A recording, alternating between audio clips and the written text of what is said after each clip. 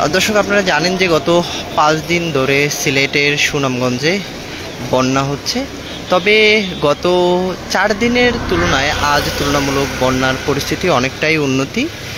এবং এই মুহূর্তে আমরা যে জায়গাটিতে রয়েছে এটি মূলত সুনামগঞ্জ, এবং এই জায়গাটিতে সুরমা নদীর পানি মূলত বিলের দিক বা হাওরের দিক চলে যাচ্ছে সুরমা নদী থেকে।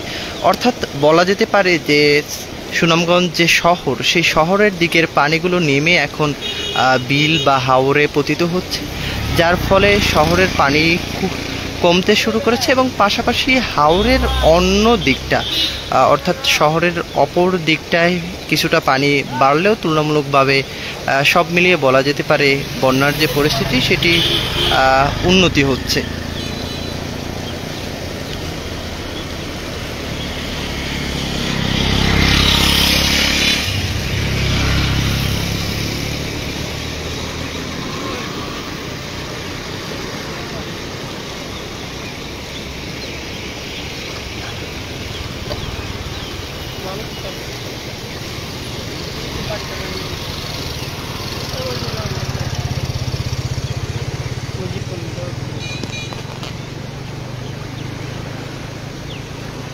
চলে আসবো।